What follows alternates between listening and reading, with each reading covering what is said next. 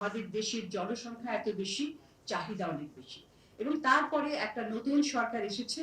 তারা তাদের যে রাজনৈতিক অঙ্গীকার আছে এবং তাদের যে নির্বাচনী ইশতেহারে বহু লক্ষ্যমাত্রা আছে, সেইগুলো পূরণ করার জন্য তাদের ব্যয় করতেই হবে বিভিন্ন জায়গায়। প্রশ্নটা হচ্ছে যে আয়টা কোথা থেকে আসবে। আয়েরও লক্ষ্যমাত্রা আছে, কারণ এটা তো একটা দিনের শেষে একটা ম্যাথমেটিক্যাল এক্সারসাইজও বটে, কিন্তু আমরা সেটাকে খুব মেকানিক্যালি দেখবো না, দেখতে চাই না। সেটাই হচ্ছে মূল বিষয় আলোচনা, যে বাজেট আয়টা কোথা থেকে আসবে। সেখানেও একটা লক্ষ্যমাত্রা আছে যে রাজস্ব ডিপার্টমেন্ট থেকে করের যে আহরণের যে লক্ষ্যমাত্রা, সেটাও দেওয়া হচ্ছে বিশাল একটা। সেটা নিয়ে বরঞ্চ আমি বলতে পারি যে সেটাই একটা দুশ্চিন্তার বিষয়। কারণ আপনি দেখেন গত প্রায় 10 বছর থেকে ধারাবাহিকভাবে আমাদের যে আয়ের যে লক্ষ্যমাত্রাটা, করের এবং রাজস্ব আহরণের লক্ষ্যমাত্রাটা দেওয়া হয়, সেটা কোনোবারই পূরণ হয়নি। অর্থাৎ এখানে একটা ফান্ডামেন্টাল সমস্যা রয়ে গেছে। সেই সমস্যাটাকে আমরা অ্যাড্রেস না করে বারবার খালি বাড়াচ্ছি। আমাদের অর্থনীতির আকার বাড়ছে এবং বাজেটের আকারও বাড়ছে, কিন্তু আয়ের আকারটা বাড়ছে, কিন্তু যত যেটা আমাদের জন্য সাফিসিয়েন্ট না, এনাফ না, এবং এনাফ থাকবে না আসলে আমি যতই চেষ্টা করি। এবং এখানে এখন জাতীয় রাজস্ব ডিপার্টমেন্ট থেকে বিভিন্ন ধরনের উদ্যোগ নেওয়ার কথা বলা হয়েছে। তারা কর জাল বিস্তার করবেন, নতুন নতুন ক্ষেত্র আহরণ করবেন, কিন্তু মূল বিষয়টা হচ্ছে এখানে সংস্কার। এখানে কি প্রাতিষ্ঠানিক সংস্কার করা হয়েছে? করা হয়নি। দু একবার ছোটখাটো হয়েছে, বিভিন্ন ধরনের, মানে এটা কিছু পিসমিল বেসিসে হয়েছে। বিভিন্ন সময় বিভিন্ন দাতা সংস্থারা এসে তারা কিছু সংস্কারের উদ্যোগ নিয়েছে, সেগুলো করে।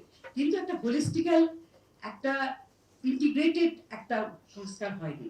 এবং সেখানে কর, এখন আমরা জানি যে কর আদায় এবং কর আহরণ দুটো ভাগকে, কর প্রশাসন এবং আদায়কে দুটো ভাগে ভাগ করা হচ্ছে। এটা একটা প্রাথমিক পদক্ষেপ। তারপরে অনেক সংস্কার, সেটা নিয়ে আমি বিস্তারিত বলতে চাই না, সময় সংক্ষিপ্ত। সুতরাং এই যে এনবিআর এর লক্ষ্যমাত্রা, এখানে আমার একটা সন্দেহ রয়ে গেছে। আরেকটা হচ্ছে যে এনবিআর এর যখনই ড্রাইভ দেওয়ার কথা বলা হয়, এটা আমি, ওনারা ব্যবসায়ীদের পক্ষ থেকে বলে গেছে, সাধারণ জনগণের পক্ষ থেকে আমি একজন করদাতা হিসাবে বলছি যে দেখা যায় যে যারা কর দিচ্ছে তাদের কি, মানে লো হ্যাঙ্গিং ফ্রুটের উপরেই কিন্তু বেশি চাপ আসে। নতুন নতুন ক্ষেত্রটা সত্যিকার অর্থে তারা কিভাবে বাস্তবায়ন করবে, সেটাই হচ্ছে বিষয়। এবং কর ফাঁকি দেওয়ার পরিমাণটাও কিন্তু অনেক বেশি, সেটা একটা। আর যেটা ঘাটতি বাজেট, ঘাটতি বাজেট আমরা দেখছি যে 5% থাকে জিডিপির প্রতি বছরই, সেটা কমই থাকে। ঘাটতি বাজেট অর্থায়নের ক্ষেত্রে একটি কথা আছে, সেটা হচ্ছে যে আমরা চাই যে বেশিরভাগই আসলে বিদেশি অর্থায়ন থেকে, বাজেটারি সাপোর্টের মাধ্যমে এই ঘাটতিটা মেটানো হোক। তা না হলে এই যে ব্যাংক বড়ই, ব্যাংক থেকে ঋণের যে ঋণ নেওয়ার যে একটা প্রবণতা, এটা তো অনেক দিন থেকেই চলছে, এটা বাড়ছে। এটা বাড়তে থাকলে তো একদিকে উচ্চ মূল্যস্ফীতির চাপটা বাড়বে, আর অন্যদিকে এই যে ব্যক্তি খাত যারা কিনা বিনিয়োগ করতে পারছে না বিভিন্ন কারণে, এর মধ্যে ব্যাংকের সুদের হারটা একটা অন্যতম কারণ।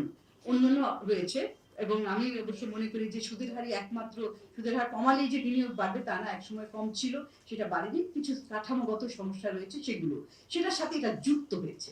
এবং ব্যাংক বরং সরকার বাড়াতে থাকলে ব্যক্তি খাতের আসলে যখন ঋণ নিতে যাবে, তখন কিন্তু সুদের হারটা আরো বাড়তে থাকবে। সেই জিনিসটা খেয়াল রাখতে হবে।